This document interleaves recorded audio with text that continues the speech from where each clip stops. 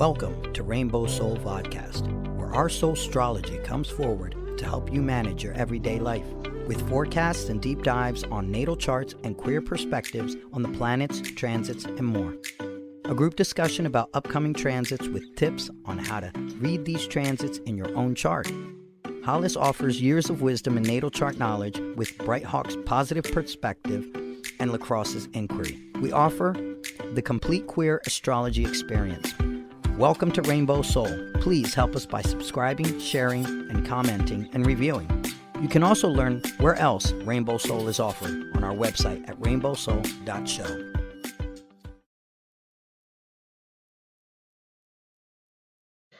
Now, Libra, I want to say, first of all, Ceres is asking you to nurture yourself and your relationships. So make sure you're doing that, especially around yourself.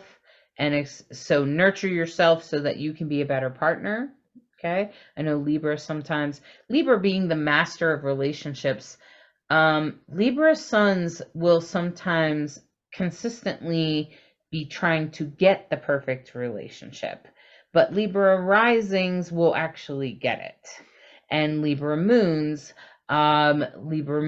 will always be trying to feel for the right relationship. I don't know how that works out it probably depends on some other placements like Venus and things like that, I would also imagine. So if you're a Libra sun, don't give up on relationships. Just maybe focus on yourself, Libra. So that's usually where Libra's messing it up. They're so focused on their partner that they're forgetting to focus on themselves. Okay, so if you focus on yourself, you will be able to be a better partner to your lover. Okay, and so that's probably the big lesson that you have to learn this week if you haven't already learned it. And if you have already learned it, then you'll probably have to apply that. Apply that, my friends. Okay. And Libra, the master of relationships, that's pretty much going to be your focus this week, because in the 7th house, you have a party going on with Venus, who rules relationships, moving through your house of relationships. So this week is going to be all about relationships. It's going to be hard to avoid it. It's going to be coming up for you, your relationship with yourself, your relationship with those around you, and your relationship with with your partner or your spouse, whatever's going on there. Lots of focus on relationships, including business relationships. Okay. So if you're more business minded, Libra, although that would be, I don't know many business minded Libras is what I'm thinking. Like people that are super about their business, Libra was one of the top signs in the richest people in America. Really? CEOs and stuff. Yeah, I think Bezos is a Libra. Oh, is he? Okay. I think could be. Zuckerberg might be. And yeah, there were some interesting, which is the most successful signs. Well, the good news is if you are very focused on a business or on your business, pay attention, because your strategies around building that are probably going really well. So go ahead and follow through on the new strategy that you've come up with, especially since Lilith of Independence has sort of moved out of there, because she tends to bring a little bit of fire and about independence, which isn't always helpful when it comes to business. But she'll move into the 11th house, and Lilith will bring more fire to your friendships. But Mars is over there in the 9th house of higher thinking. So that tells me you've been thinking about some things. And that Mars is going to push you towards, it's going to action. Mars is action. And so if you find yourself shifting the way you think about things or the way you see things and starting to see things a little differently, embrace that Mars and take action on it. Okay. Take action now. Now's the time. Take action. Okay. Because Mars is moving forward. And then the moon is going to move from your house of higher thinking through your house of career and into the 11th house of friends Mm-hmm. and community. So when sometimes we talk about the 3rd, 7th, and 11th houses being the houses of relationship, and they're lit up for you this week at the end of the week, and in a good way. You know, the potential is really there in a good way. Because in the 3rd house, it's about your family, your siblings. In the 7th house, it's about your relationships. In the 11th house, it's about your friends and community. So all in your wheelhouse, Libra, all in your wheelhouse. Yeah, so you're the master of relationships. So that means you're particularly good at them. You're particularly good at sort of recognizing what other people need and showing up in the relationship as that. Okay, just make sure you nurture yourself, because Ceres is knocking on your door there, saying, please, please take care of yourself first so you can be a better partner. Okay? Yeah, good advice.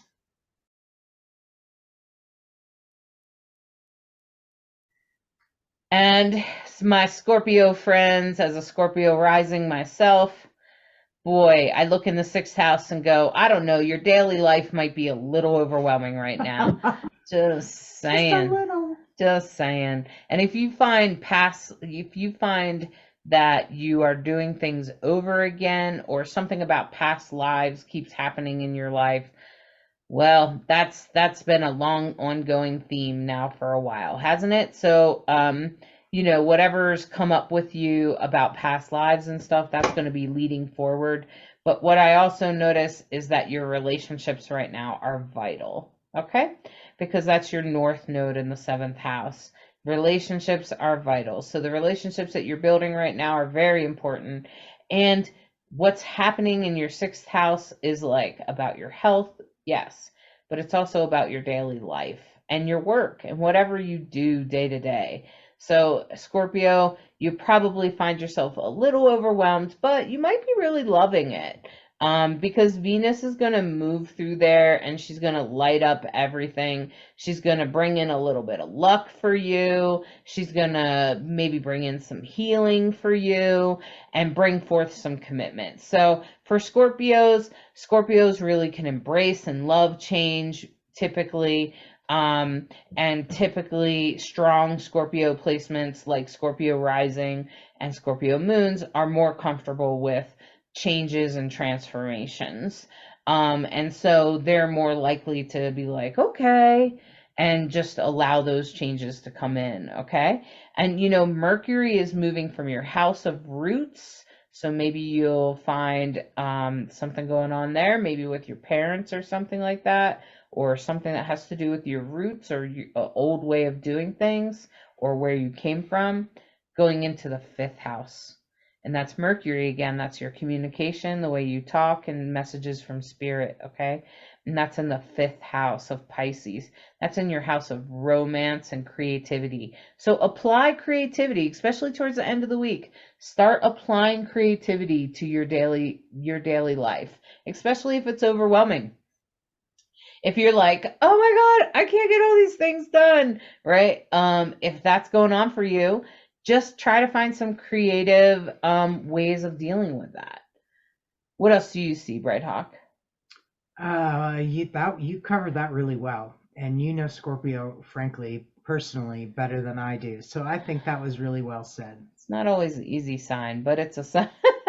It has its blessings and its shadow pieces, just like everybody else. Just like everybody else. I was just gonna say. Yeah. So Mars and Gemini, I'm just gonna say Mars and Gemini is in your 8th house, so that's your shadow.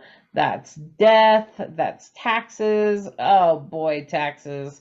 Just get it done. Just get it done. Just try not to think about it. Just get it done. Yeah. And the moon is going to move from there in the beginning of the week over top of your higher thinking. So hopefully you'll stop worrying about the taxes or stop dealing with the taxes, and then move into your 10th house, which is be able to focus on what you really want to do. Right. Okay, so it's a lot more fun in the 10th. So I wouldn't be surprised if us Scorpios are out there doing our taxes. I was just working on them last night. Oh my God. Okay. So It's the season, right? yeah. So hang on tight through tax season. You can do this. I promise. You can do it. And the Lilith, I will say, because so Mars rules Scorpio, and Scorpio is also ruled by Pluto, which is down at the 3rd and 4th house. So, you might be having some changes around where you came from and your family and stuff. And the last thing I want to add is I always think of Lilith as also ruling Scorpio. And I've started looking at asteroids that rule certain signs. I've just started to try to apply it and see if it works. But I noticed that Lilith is going to move from your 9th house to your 10th house over top of that MC. So it's going to go forward. So Lilith is going to go from retrograde to forward. And so that's your independence. So you may have been reflecting about yourself there and then presenting something forward by the end of the week. And that will come. Just make sure you do it in the right way with nobility, and you'll be okay. Thank you for listening to this week's Soulstrology and subscribing, liking, sharing, and reviewing. We hope you enjoy this dose of Soulstrology and encourage you to embrace the week ahead with an open mind and heart so that you may integrate the deepest of lessons from the stars. Take a moment to step outside and honor the planets, stars, and moon in the sky with your heart. Integrate the messages that resonate and leave the rest for someone else. We deeply appreciate each and every one of you. Always remember that you are a perfectly unique human with an exclusive star map of your destiny, your soul purpose, and your heart's desire. Thank you again for tuning in to Rainbow Soul.